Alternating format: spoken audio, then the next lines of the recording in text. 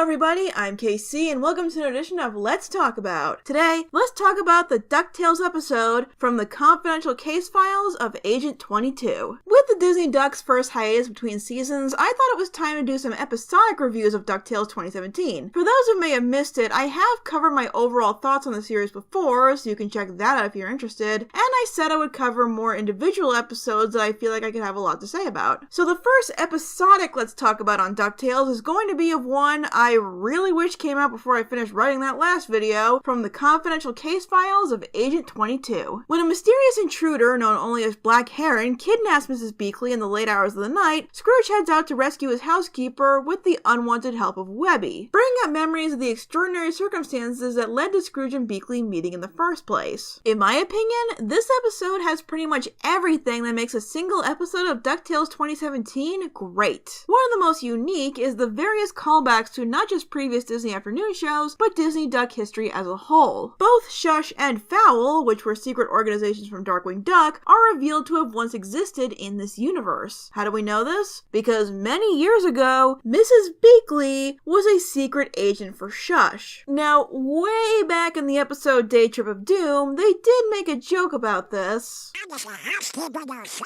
much about electricity and taekwondo. Oh, simple. I'm a spy.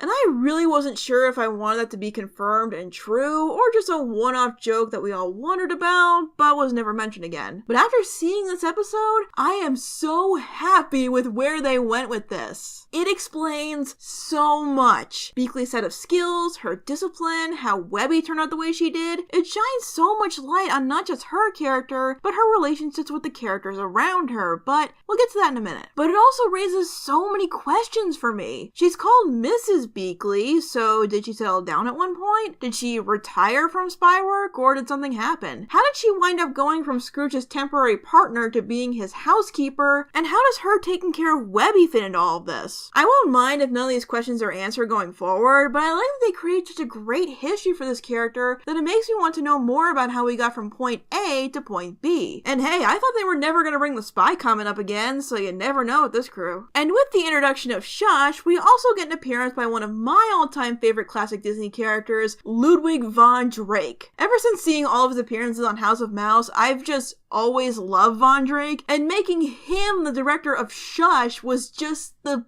best. Even has the same voice actor and everything. He was only there for like a minute and a half, but this was the cameo I was begging for the most, and they finally did it, and it was fantastic. The only thing that kind of stings is that this took place several decades ago, so we probably won't see him again outside of this unless they do more flashback stories. I know they found ways around the aging thing with some of these characters, but I don't think a magical solution would make sense for Von Drake. There is a part of me though that kind of wants to see him pull in Arnim Zola and try to implant his brain into a computer or something so we could see him in the present day. Not in a menacing way, but in a zany Von Drake style contraption. But anyway, the cameos don't end there. The MacGuffin for this adventure is a formula for a potion that was created by the residents of Castle Dunwyn with the aid of creatures that looked very familiar to most viewers. I'm gonna be frank, most if not all of what I know about the Gummi Bears comes from the Nostalgia Critics Disney Afternoon episode, but even I got a kick out of this callback. It's a cool way to incorporate the Disney Afternoon's history as actual history and mythology for this reboot. It's a nice nod to fans of the original block that at the same time expands on the potential of this world on its own. Although I know a couple of people who were out of the loop on this reference, who had never heard of the Gummi Bears and thus thought that Black Heron's plan to create an army of bouncing soldiers was kind of silly. They'll be bouncing here and there and everywhere. Mass destruction that's beyond compare. Get it? But the clever thing is that the show is aware of this, and while Black Heron is still considered a threat, the writers aren't above poking fun at how silly her plan sounds on the surface. Did you just say bounce? The untold powers of the ancient creatures is bouncing.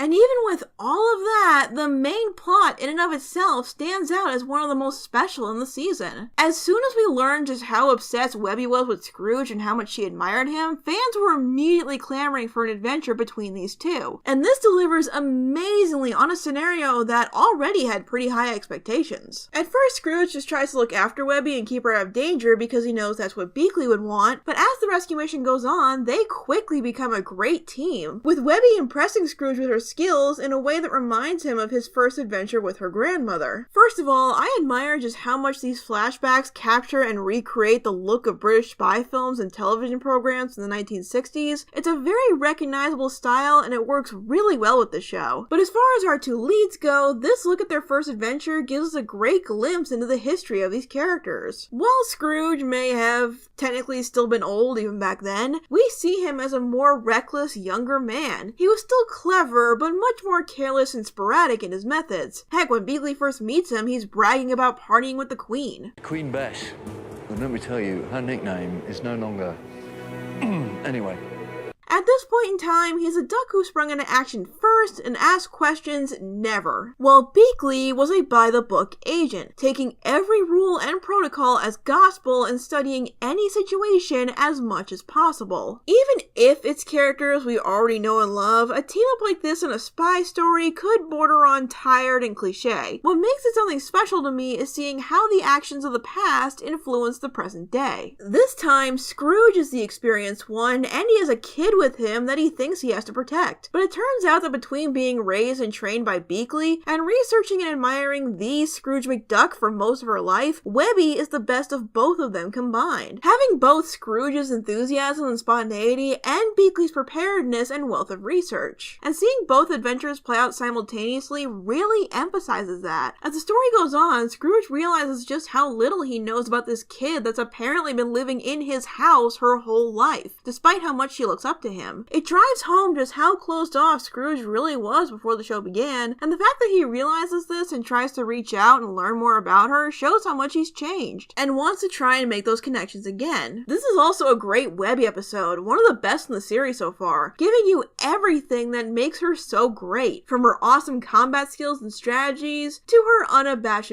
fangirling over getting to go on an adventure with just her and Scrooge for the first time. But what I appreciated about Webby is that sometimes in this scenario, a character's chance to go on an adventure with their idol could make them overzealous, causing them to mess up or make things worse. But Webby always understands the urgency of the situation. Her first priority, and main reason for stowing away in the first place, is not to go on a solo mission with Scrooge, but to help rescue her grandmother. That just doesn't stop her from getting excited over it all. And with this episode being more of a spy thriller and centered around the characters most skilled in combat, there is a lot of fun action in this episode. Although I thought it was weird that the background music cuts out during the fight between Beakley and Black Heron, and then suddenly cuts back in without much prompting. It might have worked better if the music came back in when Black Heron removed her hood or something. It's a nitpick, but it was strange enough to kind of take me out of the moment. But the final battle where Webby and Black Heron have a bouncing brawl was just awesome, and the rest of the action and teamwork among such well-equipped characters is really cool, without sacrificing character development to make room for it. Because overall, if you've been waiting for a Scrooge and Webby adventure, this episode will not let you down. This is one of those stories that has a lot to juggle, but manages to keep everything up in the air by using each element to strengthen another. By learning